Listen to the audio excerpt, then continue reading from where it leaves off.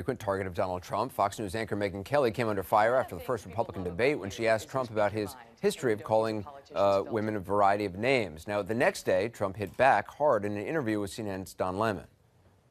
You know, you could see there was blood coming out of her eyes, blood coming out of her wherever.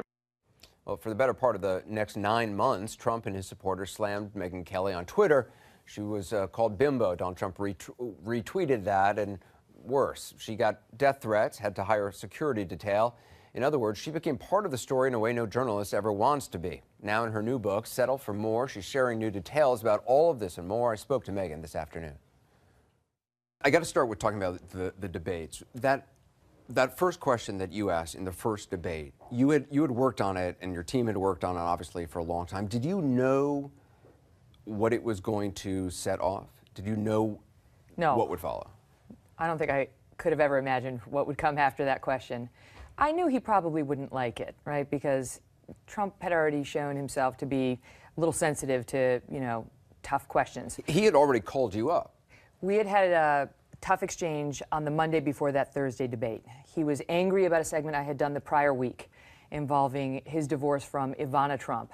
Right, allegations that she had made during that divorce. Right. She was claiming back in that divorce that he had raped her. She recanted those allegations fully. And then the Daily Beast did a story reviving it that prior week. And I put on the Daily Beast reporter to give him a hard time about, it's 30 years old. She recanted. What are you doing? Well, Trump didn't like it getting any airtime at all. And he called me. He insisted that I call him the Monday before that Thursday debate. And when I did, it did not go well. You say in the book that he threatened you. He did. So he was very angry that I'd aired that segment. And, I said, look, I did you a favor. Nobody was even telling the other side of that. They were just accepting this as a relevant story. He didn't see it that way. And ultimately, I said, look, Mr. Trump, you don't control the editorial in the Kelly file. And that was it. He said, that's it. You're a disgrace. You ought to be ashamed of yourself. And then he said, oh, I almost unleashed my beautiful Twitter account against you, and I still may. And that was 4 days before the presidential debate, at which I knew I was going to open with a tough question about women, not about Ivana Trump, but about women. So, going in, I had some nerves because I had a feeling he wouldn't like it, but I had to do my job. I want to play that moment just for not that every viewer in the world doesn't see it already, but let's just play that. You've called women you don't like fat pigs, dogs, slobs, and disgusting animals. Your Twitter account... Only Rosie O'Donnell. No, it wasn't.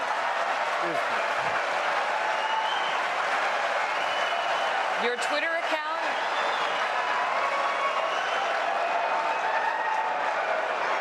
Thank you. For the record, it was well beyond Rosie O'Donnell. Yes, I'm sure.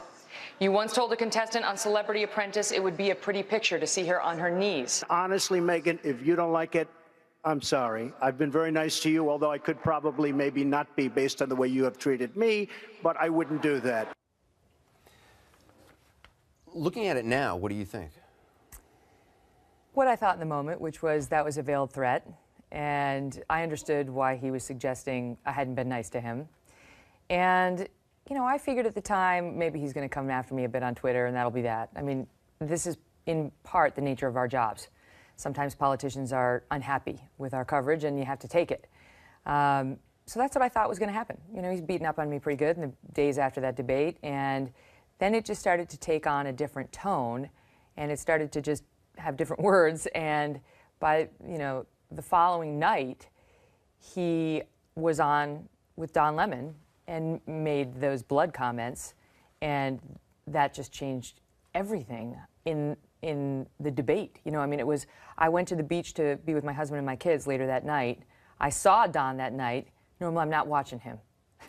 I love Don, but I saw him that night because we pre-taped the Kelly file, and Trump had insisted that he go on at 9 o'clock on CNN across from me. You guys let him go on commercial-free for 30 minutes, and we still beat you. Not you, it was Don. And that's when he made those comments. So I got in the car to go to the beach after that, and I was looking through my phone, and just the internet lost its mind over those comments. And I see these politicians tweeting out, I stand with Megyn. It was like, what the, the presidential candidates and just things would never be the same again. It was just a You it was a ended up game with changer. security. I mean, you had to even go to Disney World, I think, with your family. You had to have a security. We had security guards the whole year. I mean, the threat level just got so high that it was impossible not to take that seriously. And, you know, it's not like I was walking around actively believing that somebody was going to necessarily try something, but it was high enough that we had to take it seriously. Well, you write about it in the book that a Fox executive actually said something to the Trump campaign about, you know, it would not be good for you if Megyn Kelly is killed. So Michael Cohen, who is Trump's top lawyer and an executive vice president with the Trump Organization, had retweeted, "Let's gut her," about me at a time when the threat level was very high, which he knew. And Bill Shine, an executive vice president at Fox, called him up to say, "You got to stop this. Like, we understand you're angry, but this is, you know, she's got 3 little kids. She's walking around New York, really." And he didn't much care. And what Bill Shine said to Michael Cohen was, "Let me put it to you in terms you can understand. If Megyn Kelly gets killed, it's not going to help your candidate." The fact that an executive at your company, though, I mean, that's an actual thought, you know, that's out there, a real concern is incredibly telling. Well, listen, there's no question that some of the tactics engaged in by those supporting, you know, Team Trump were questionable. You know, Michael Cohen did that. Corey Lewandowski specifically threatened me if I showed up at the second debate hosted by Fox News, which our executive vice president said back to him, "Knock it off. You don't threaten our reporter. She will be there." And that was the one that Trump skipped. And, you know, it went on from there. I mean, even as recently as right before Donald Trump won, his online social media guy issued another threat saying, "Wait till you see what happens to her after this election." But You took that as a threat, as a personal threat, or as a professional threat? listen, I don't take it that serious. It's Trump's golf caddy who now runs his online services, right? So I was like, he's trying to get my attention, I guess. But the point is, these are not your normal tactics that we see in a presidential race unleashed against a journalist who asked a tough question.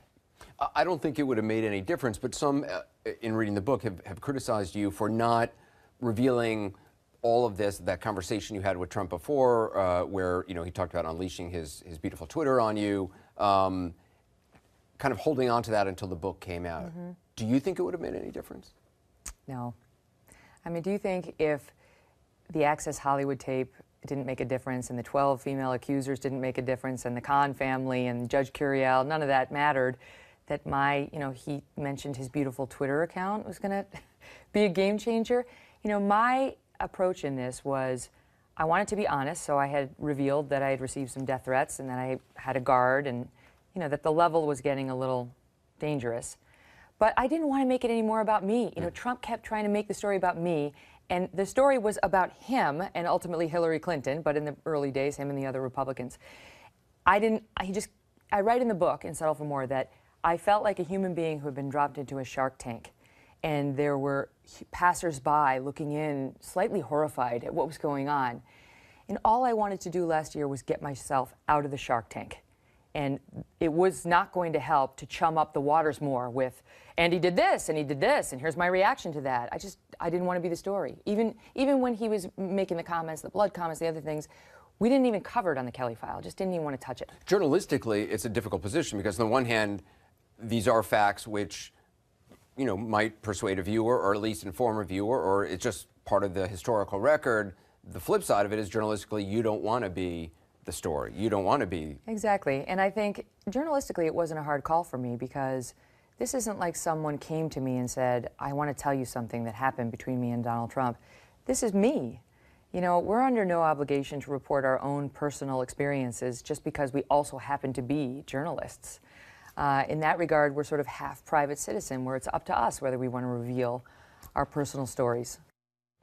More of my conversation with Megyn Kelly ahead tonight, including this. I lost my dad when I was 10. Your dad died when you were a sophomore in high school. And I hadn't realized that until I read the book. But I'm wondering, that loss, did it shape the person you are now? Did it change the person you were? There are parts about her career path and her role in our own struggles as the networks face in an internal investigation. That's all been covered on show after show. I really thought the most interesting part was where she revealed she's been a victim of bullying by a presidential candidate, but first as a child. I had some bullying when I was in elementary school, but then what really happened was I moved, and my 7th grade year was really a full year of bullying, and it was brutal. I mean, it was a form of torture, where I belonged to a group of girls, and then one day, for no apparent reason, the group turned, and I had no friends. I mean, I had no friends. I had nobody to talk to. They would shoot spitballs at me. They would try to trip me. They would make fun of me. They would mock my weight, and they would mock my skin, which was not good at the time. And I would go home and I would just cry at night. I was so alone, and I felt so unlikable. And, you know, it was 1982, 1983, so it's like this was not the age of helicopter parenting, where the parents would have been all up in there and the guidance counselor would have been. I mean, I went to the guidance counselor and nothing happened. And it wasn't until the end of the year when a beautiful angel named Heather Shepard, Kelly was my good friend. She was my lifelong best friend. But Heather Shepard threw me a line and sat with me, and my mom always said, all you need is one. And she was right, but I'll tell you, Shepard, that to this day, that bullying, it affects my coverage as a news person. It affects how I see stories. You know, it affects how I approach stories and even what stories we decide to put in the show every night. And then Donald Trump bullied you. Well, I had some familiar. When it started happening with Trump, I was like, this is familiar. Okay, I've been through this before. And so, you know, it's always good to find a silver lining, but I would say that that was one. I had already experienced a year of bullying, and there was something to fall back on. Then when Trump did it, you knew what it was. Yeah, I mean, I always take a little issue with the notion that he bullied me, because I think the technical definition of bullying is somebody tries to strong-arm you into compliance and then you comply. And so I feel like it was an attempted bullying. Attempted bullying? Yeah, because he never got me to comply, right? The definition that I have from Google is a person who uses strength or power to harm or intimidate those who are weaker. He certainly tried to bully. There you go. So that's my point. So I was not intimidated. Listen, I was scared at times for my safety, and there were some tearful nights, but I never changed my coverage because of his threats or his attention. And that was a real test of me and my team here at Fox News, all of whom stood shoulder to shoulder, and we just had this motto. It comes from the movie Braveheart. You know the movie Braveheart, where they're holding those sticks, and the horses are coming, the cavalry's coming, and Braveheart just keeps saying, hold, hold. And that's what my team and I were saying as all the attacks were coming in, and demands for a boycott, and demands that I be fired, and demands that I be removed from the debate team. It was hold. Why did he do that? We knew we could get through it. Why did he do it? You're going to have to take that up with Dr. Phil. I don't know. I don't really understand. All I know is he told me he was genuinely angry. He was angry all those months about, in particular, that debate question, and he didn't like what he was seeing on my show night after night. He thought it was unfair to him. And then you had the Trump Tower discussion, yep, which I know was sort of off the record, so you can't talk about the details of it. But when it was over, how did you feel? Relieved. You know, I write in the book, Settle for More, that it felt like being a hostage, being seen by her hostage taker for the first time, and being hopeful that he would finally let her go. You know, it was just, I didn't ask him to stop the bullying. I didn't apologize to him, which is what he had been demanding, nor did he apologize to me. But we had such a pleasant exchange, I felt certain he would stop. And he did. Surviving the bullying is something that you've clearly done. It's something that clearly was a theme within this book. And you said regarding bullying in this book on page 38, you said, to this day, I can handle people who are dumb, lazy, or generally annoying. The one thing I cannot and will not tolerate is a bully. Mm-hmm. Will you be able to tolerate Donald Trump, the bully, as president? Well, I feel as a woman? I feel like I now have more experience in dealing with Donald Trump and his attacks on the media than pretty much anybody. So I have a lot of practice in dealing with him when he comes after the media. With respect to me, as I say, I think we're good. But he goes after journalists in a way I don't think we've seen any modern American president do. You know, we had a young embed who was 20 who said to me, I'm afraid they were throwing tomatoes the other day. And she said, what should I do if they throw tomatoes at me? And I said, stand tall. Stand tall. Tolerate the bullying. If it's like a shoe, duck. But, you know, if it's a tomato, I think you make a point because you're standing tall for all of us. And there were points this past year where that's how we felt on the Kelly file, that it didn't matter how much incoming he tried to throw our way or some of his most ardent supporters did. We were going to do good journalism come hell or high water.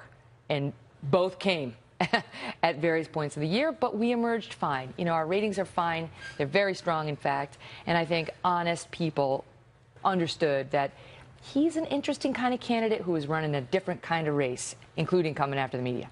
Settle for More by Megyn Kelly. It's about a middle-class girl who grew up to be a powerful and famous newscaster and everything in between. A small-town girl who, as she puts it, settled for more.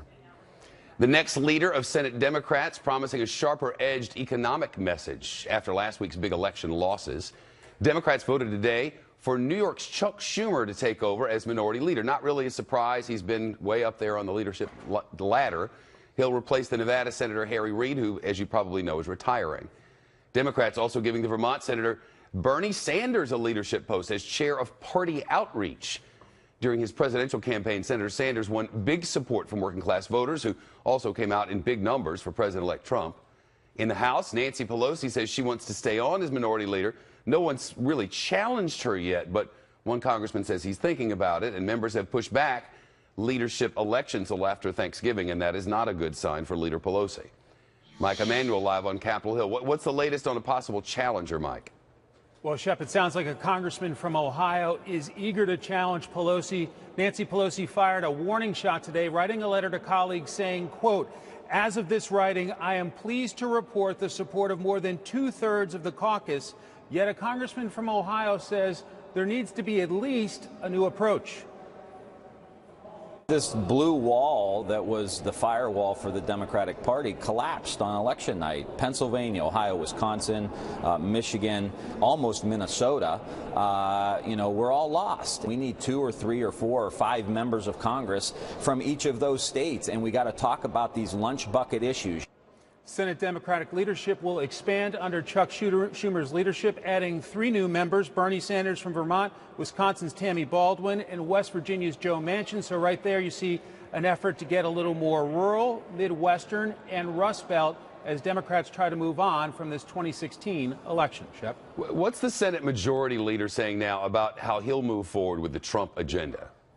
Well, he didn't want to get into a whole lot of details. He says the Senate will deliver on what the American people want. Didn't want to talk much about his conversations with the president-elect's team, but he says it's time to move on from the election and get back to work.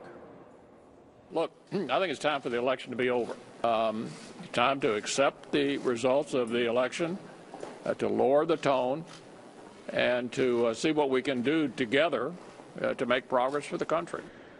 And McConnell sounds eager to wrap up this lame duck session of Congress, noting with a new president and new Congress, 2017 is likely to be a very busy year. Shep? Mike Emanuel in the echo chamber known as the Rotunda. Thank you. Ahead, why scam artists may actually be trying to get their hands on your cell phone number. As it turns out, those 10 digits may open up a door into your whole life.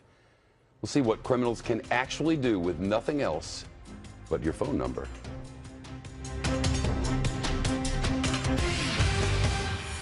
And just getting breaking news in now over the wires. It came out earlier today that Senator Ted Cruz went to Trump Tower and had a meeting there with President-elect Trump, excuse me, in New York. And now the national political reporter Jennifer Jacobs for Bloomberg is reporting scoop. That's how she's put it.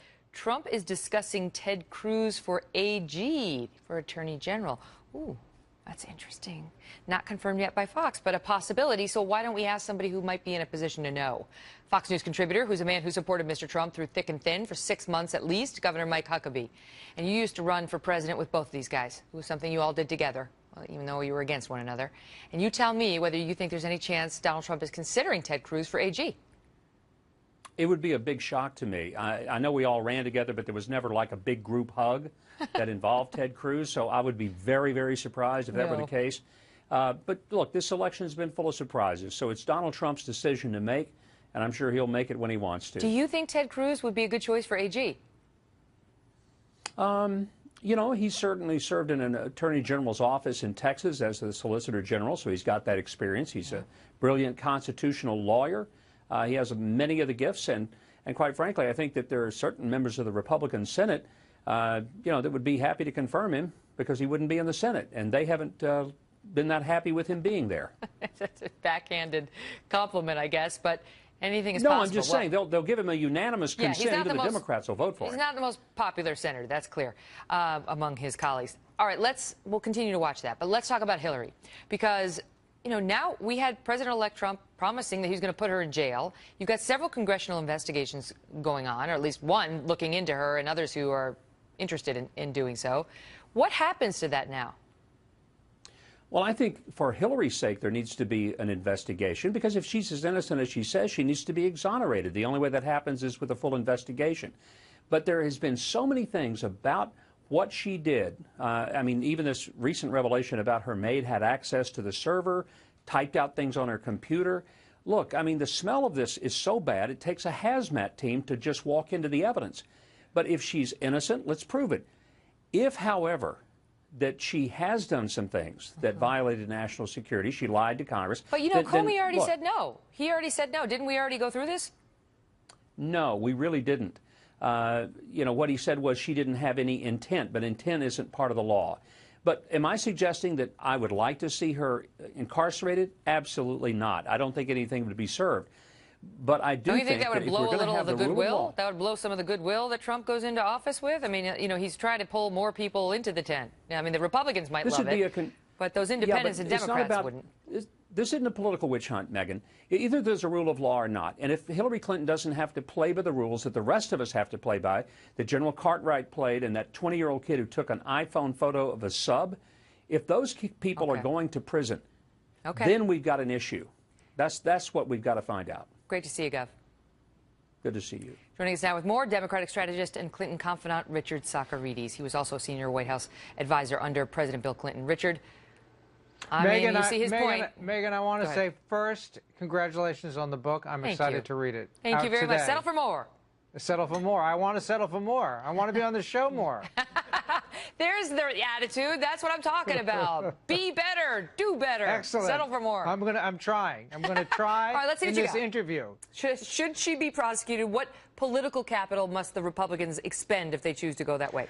Well, listen, I think the most important point here is that she's been cleared not once but twice by the FBI director, a Republican FBI director. So if you want to, if people want to prosecute her, I don't know what they want to prosecute her for. But I think that any attempt to continue this, to continue any kind of investigation is really an overreach and would backfire against the Republicans. The conventional wisdom is that if it hadn't been Loretta Lynch, but it had been a Republican attorney general, that there may have been a different result, even under Jim Comey, who's supposed to be independent. Do you think the Republicans might take the chance and find out whether that's true? Well, I don't think so, because I think that the way this works is that the FBI director, the FBI investigates and the FBI director makes a recommendation but it's up to the Attorney AG. General. And if the AG is Ted Cruz, I bet you he might see it differently. Yeah, but the AG, no matter who the AG is never really in a position to overrule the FBI director. Now, if the FBI director came into the AG and said, well, on the one hand, on the other hand, maybe that would be a different thing. But Mr. Comey, a Republican who was certainly no fan of Hillary Clinton's, said that there's no set of circumstances under which a reasonable prosecutor would prosecute this. So I think we have to take him at his word. But the prosecutor is the AG, not the FBI director. And so you never know if Ted Cruz gets in there and says, I think it looks like a pretty good case. Things could get interesting, although we're ahead of our skis on Ted Cruz. This is just one report, unconfirmed. Yeah, great to see you, Richard. So far, you I'm feeling it. I'm feeling like it was more. It was excellent. Great to see you tonight. So still ahead, reports of violent attacks spiking since the election. So we asked Trace Gallagher to investigate, and the results he found are next.